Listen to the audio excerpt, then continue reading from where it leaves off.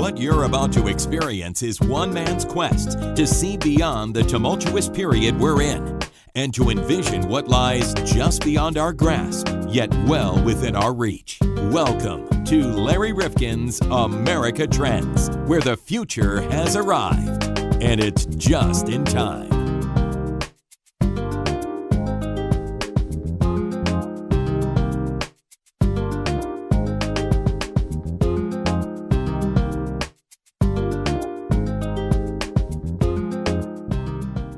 Welcome back to America Trends. I'm Larry Rifkin and my pal and partner, John Krause.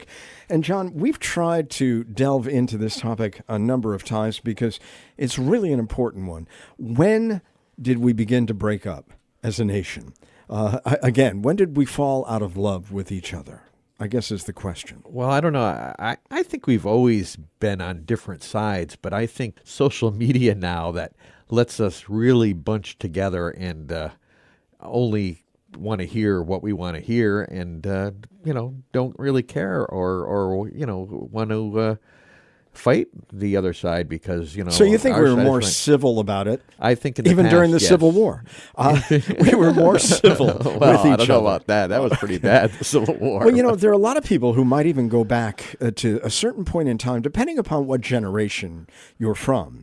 We all broke up over this, or we all broke up over that. Some might even go back to Yalta and whether FDR was in a position where he could negotiate with Stalin, so on and so forth. I mean, that takes it pretty far back. Well, I think this nation, I think that's what makes this nation different, that at least in the past we were able to disagree with each other, but when push came to shove, I think, we had people in power who made the right decisions and we moved on, and now it's crazy. Well, we are at a point where you wonder whether anything that we really need to get done, whether it's about immigration or climate change or the economy going forward in terms of understanding all the changes that are afoot and are going to be so compelling that we've got to have a response to it, a public response and a private response to automation, to AI. And here we are just so fractured, oftentimes arguing about the most nonsensical, ridiculous things. Well, I blame the Congress, though. These are the people that really should be taking the lead.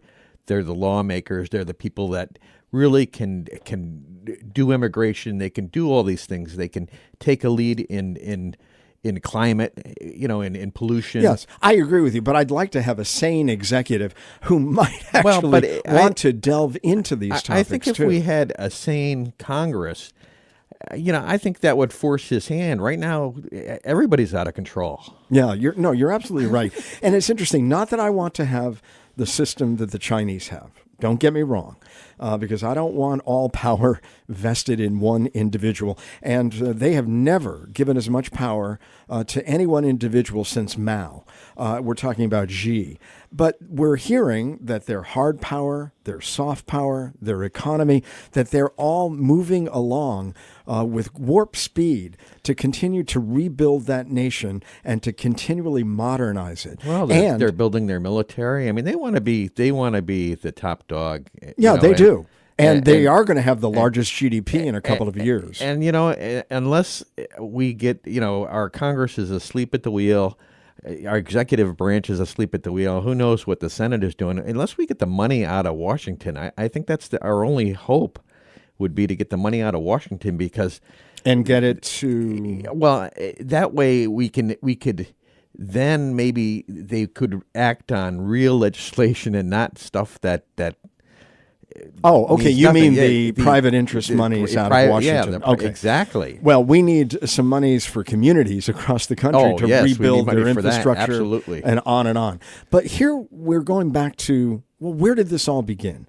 Where did America begin coming apart at the seams, where we now seemingly are so intractably against one another and in our own polarized camps that we can't accomplish anything together because we don't see ourselves as one nation? e pluribus unum, John. It's under attack right now. Well, we have a great scholar, somebody you see often on CNN. His name is Julian Zelizer from Princeton, and he and Kevin Kruse wrote a book called Fault Lines, A History of the United States Since. So here, this is the giveaway. Right. This is the year when they felt it all began to unravel. And it was 1974. What happened in 1974, John? See, I would have thought we would have it would have been like the Civil War, because families were after families. I mean, that was a horrible time. Well, we're talking about the modern day polarization. That must be, the Richard Nixon, right? Richard Nixon. Richard Milhouse. Oh, tricky dick. Well, that was it. I mean, that's what rocked the nation. A major event, the Watergate crisis, and the departure of Richard Nixon, and all kinds of rising doubts that then occurred. And we saw it with OPEC, and we saw it with our military might, because we weren't able to win in Vietnam. So we really began to become doubters about ourselves. Absolutely. Well, let's really dig into this with Julian Zelizer.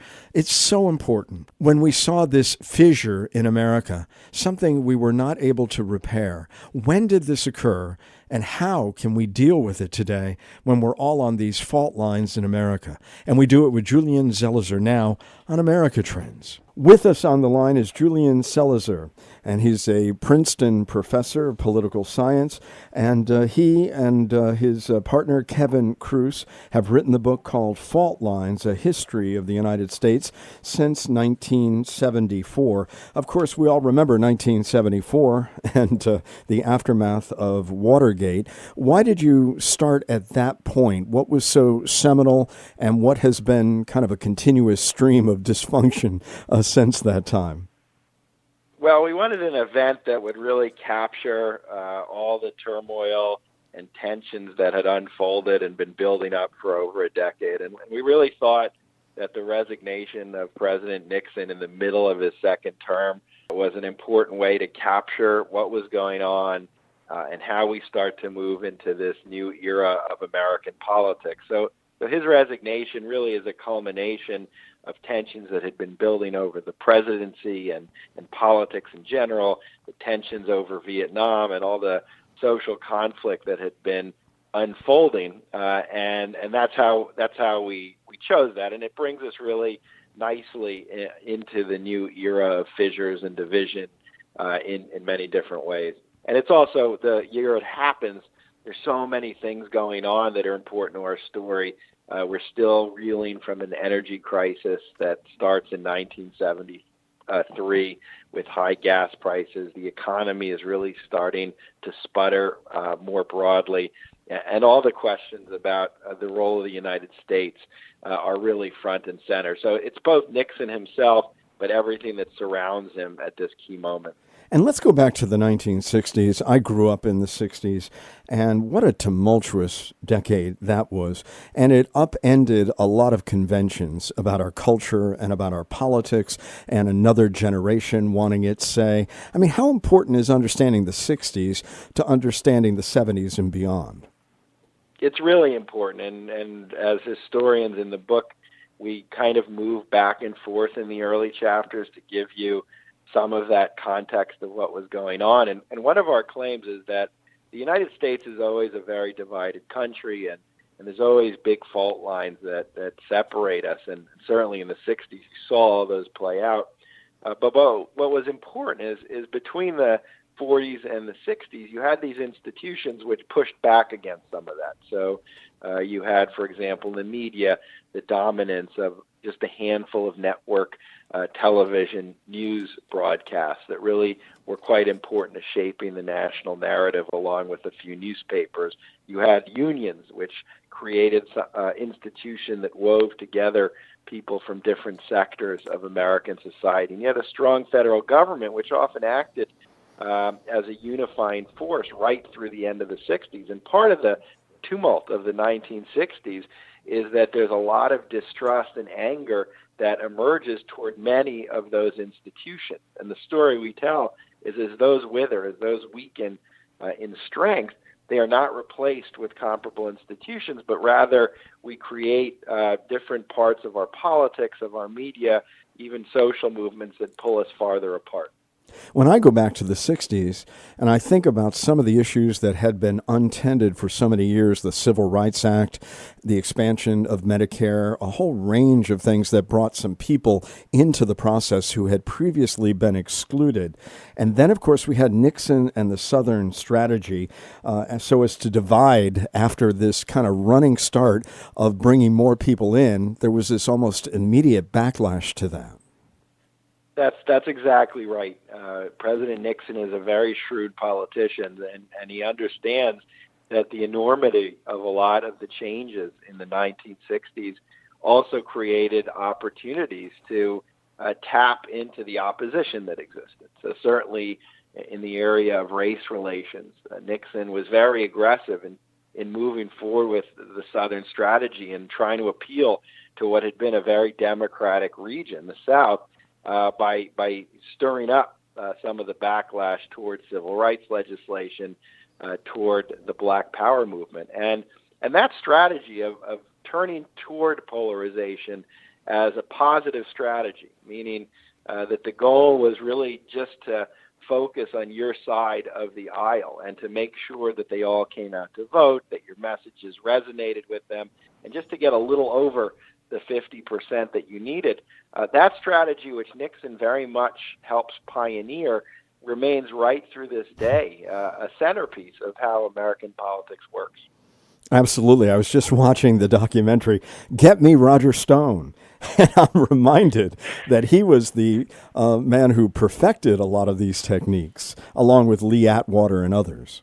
That's true. And one of the remarkable things about covering a contemporary period like this, that lasts from the 70s to today, is to see all the figures who've actually been around for much of it.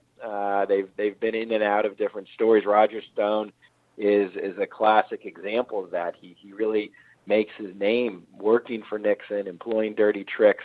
Roger Ailes, who will go on to create Fox News in 1996, he starts with Nixon as well, giving him advice on media strategy. And then in the 80s, he's helping many Republican candidates, like even Mitch McConnell when he initially runs for Congress. And there are many threads throughout the story like that I think readers, when you step back, you can see this is a coherent lifetime for many of the people in the study. Cheney's another fascinating person. You know, he comes of age in the Nixon years. He's Gerald Ford's chief of staff, and then he'll be in Congress during the 1980s before becoming Secretary of Defense under George H.W. Bush. And he's a real visionary in terms of defending executive power and making that a centerpiece of Republican politics, which will obviously have a lot of influence when he's working as vice president under George W. Bush. Why are the brightest colors and the most outlandish of the characters seemingly on the right during this entire period? Is it because the Democrats and the liberal order was almost becoming the establishment? It's what the Democrats wanted to conserve after they had built so many of these programs throughout the 1900s, that they were the establishment, and it was Republicans trying to chip away at them, and they became very, very conversant in a new way of communicating. I think that's a really important part to understand. The conservative movement, it all really starts with the conservative movement in the 70s, which in the 70s, it's a coalition of people from the moral majority, religious figures and religious voters from the evangelical community who start to participate in politics, neoconservative Democrats who just abandon the Democratic Party, figures from what's called the New Right, which were organizations and individuals promoting issues like tax cuts, and then activists like Phyllis Schlafly, who's very involved in fighting the ERA. They are the fresh voice in 1970s America. There's this feeling that, just as you said, the Democrats and the liberal establishment are the establishment. And so this gives conservatives a kind of energy that I think will continue at least until recent years. And some of the most interesting figures are coming from the right. Some of the pioneers of how to do things differently naturally come out of the opposition. Ronald Reagan himself, although he's elected in 1980, he comes out of this oppositional movement and oppositional period for American conservatism. And then the other part of it is, in this era of partisanship, we certainly argue that you can characterize it different ways, but the Republican Party did it better. People talk about this, that the partisanship we have today is not equivalent, meaning one party moved farther to the right and became more ideologically driven than the other, meaning the Republicans. So we try to trace the history of how that happened. And I think those two stories are interconnected. But the result is people like Newt Gingrich, Ronald Reagan, Dick Cheney, these are really some of the most, I think, pronounced voices in the story of this era. I want to get back to the premise of Fault Lines with Julian Zelizer, but I've got to say, as we're recording this podcast, you've got one Democrat in Congress suggesting we go to a 90% tax rate on the wealthy. I mean, are the Democrats trying to get over as far to the left as they can to match some of that energy on the right with some outlandish proposals of their own? Well, there is an element right now in 2019 of Democrats actually mimicking some of what has happened from conservatives in different ways, but certainly one area is to make bold policy recommendations rather than to veer to the center, which has been much more of what Democrats have done.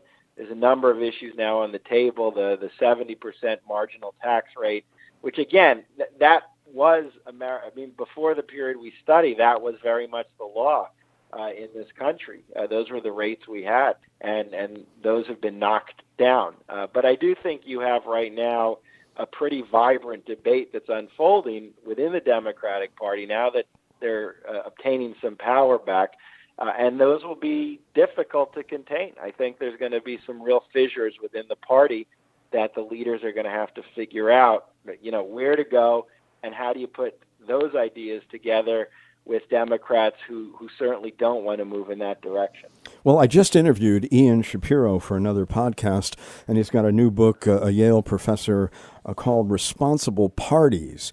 And, of course, what he's basically arguing is that the congressional parties are so weak, and we have so over-democratized the entire primary and caucus system that a lot of cartoonish figures on the left and the right are allowed to roam free in their parties because there's no discipline. How do you look at that? I think the primary system for selecting candidates is an important example of what we try to look at. We argue we are a very divided country. There's a lot of issues where many Americans just don't agree. There is no common ground. But there are other issues where things are a lot grayer. And if you look at polling, people are not as stark in their differences over issues ranging from abortion to social safety net programs. But our political processes were remade in the 1970s in ways that all the political incentives for someone in office is to really pronounce and to highlight areas of difference with the other party. The primary system is a really good example.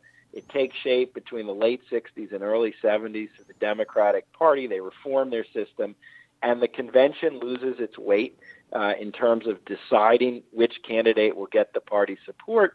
And we switch to a primary system where primary voters, who tend to be the most active voters and most politically active people in the party, they have much greater weight in making decisions about who will be the nominee. They do, along with the media, which also has a bigger role after the 1970s because they cover these primaries and caucuses, and they have a big influence on what voters will do.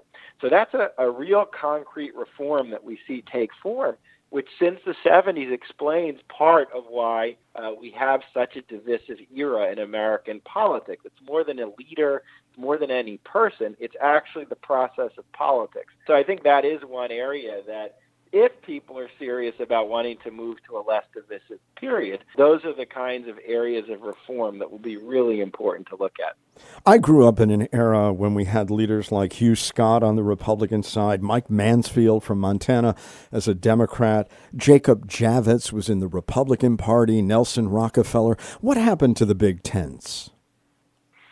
Well, the parties changed a lot. The parties back in that era, which you're talking about the 60s and early 70s, the Mansfield and Scott era, that they were divided. The parties were divided. That was a big difference. The Republicans had liberal Northeastern Republicans and Midwestern conservatives. Democrats had the Southerners, who tended to be more conservative on a lot of issues, and liberal Northerners, who were very liberal on questions like civil rights. So because they were internally divided, you had bipartisan factions forming all the time on issues. And the parties changed. Southerners leave the Democratic Party in the 70s and 80s. They move to the Republican Party. And so both parties, as a result of that, really changed quite dramatically. The Republicans become much more conservative and cohesive, and Democrats lose their centrist base that they had once had. So that's the big thing that happens in terms of who voters are, and you don't have those kinds of leaders. And then again, the processes of politics change. Our primary system, the way in which gerrymandering is really perfected, the way in which we get a much more partisan media in the era of cable, starting in the 1990s, changes that make it impossible for someone like a Mike Mansfield to survive. Couldn't get reelected, and even if he was, he wouldn't be able to practice the same kind of politics, whether he was on TV or on the floor. And it's that 1-2 punch which helps explain what we see every day in Washington. When did the red state, blue state conundrum and divide really solidify? Was it in the 2000 election when we had to wait months to figure out who was our president? It is. That's really an important election, and we have the story of it in the book. And the networks that actually use different colors for the part. It's interesting, just as a story. They'd use different colors really until that point to describe the parties on election night, and they flipped them around. But that red-blue image really solidifies during the coverage of the 2000 election. So there's actually a physical reason that's what we now think of, and there was a famous map that Tim Russert used to explain what was going on that becomes the way we think of election night. But it was also how contentious that election was. Once you had an election where the outcome became so politicized, not in terms of who won or lost, but how the process was handled, I think the partisan polarization of this era was complete, in that now it even affected, it even shaped how our most fundamental democratic decision was made. And it was very hard to go to an election night that would differ ever since 2000. I know that the book's title, Fault Lines, basically suggests perhaps that there's double meaning here, that you're tracing 4 big divisions since 1974, and then we're all trying to assess blame for who's responsible for all of this. But I want to go back to the 1930s through the 1970s. And you talk about union protections, a growing middle class, benefits. We did a podcast with a gentleman who said after that point, it was the end of loyalty. Companies started walking away from their social obligations to their workers. And then, of course, we had Bill Clinton's campaign saying it's the economy, stupid. Is the economic fault line the most trenchant of all these fault lines in terms of its impact on and frustration of a growing sector of American life feeling left out? It is. I think in some ways that's the backdrop for everything. And the 70s is really a pivotal decade in that respect, in that the old manufacturing sector of the economy, which had been union-based, which had provided a lot of security for workers and benefits such as pensions, that starts to wither. We shift to a high-tech service center economy, which was much more unstable for middle-class workers, and it has been ever since, and where the divisions between the rich and poor start to accelerate rapidly in the 70s and 80s. And I think that other divisions we write about, they all capitalize on some of these economic tensions that Americans feel, whether you're talking about the parties as they become more divisive or different social movements. They're all trying to offer responses in some ways to the end of the era of grand expectations, as one historian called it, in the economy, that Cold War, early Cold War era, to this much more insecure, unstable, anxiety-provoking period. And even though we've had moments when the economy is doing better since the 70s and others, such as the mid-1980s, we never recreate that solid, growing middle-class economy that we had. And I think that's a recurring story that is not only in the book, but we're dealing with it right through today. How does the border security issue define these ongoing fault lines? Well, immigration's been one of the social issues we look at. It's been incredibly divisive. Since 1965, you really had a huge change in the population and the culture of this country. And there have been groups that have staunchly opposed it. You've seen the growth since the 1990s of a very hardline anti-immigration coalition, and it's really settled in the Republican Party. It's been part of modern conservatism. And I think the reason this issue evokes such anger and such heat politically is because it's not just emerging today. The parties have been fighting about this in bitter fashion for several decades now. And so when you touch into that, you touch into one of the more explosive issues. And immigration is something that, affects everyone. Not only are many people immigrants, most people are immigrants, and most people have contact with new immigrant groups. So it's a real personal issue. It's not something that's remote. And I think both sides feel it that way. And that's why that issue plays so strongly in our modern politics. Final question. Will there be a day of reckoning for this divisive strategy by both parties? People are getting frustrated. There are issues that are being left unresolved. There are many problems that seem that American public life is walking away from, whether it's immigration reform, infrastructure, figuring out our debt issues. When does this become something that we really have to deal with rather than just bemoaning? Well, the bad news is it's not going to go away soon, because the premise of what we're arguing is this is really built into the way our institutions work. So if we're going to be serious about dealing with it, you have to go back to the basics and reform the way politics works, fix problems in our economy and the media that we're talking about. And it won't be one election that does away with it. I guess the question is questions. One, do we reach a point of dysfunction where basic problems that society faces are not being addressed, whether it's security or infrastructure problems, and they become so bad that they force change, a moment of reckoning where we look inward in terms of how our politics are working, as we did in the 1970s after Watergate.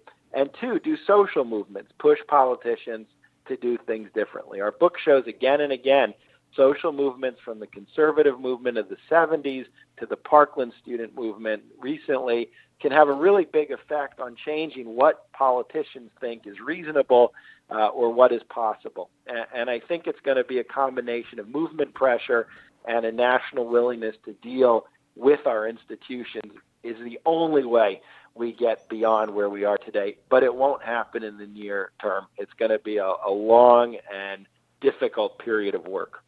Julian Zelizer, along with Kevin Kruse, I want to thank you and Kevin for taking your thoughts out of the classroom, putting them on, as you often do, on CNN, he on Twitter, and giving us this book for a discussion about the fault lines, a history of the United States since 1974.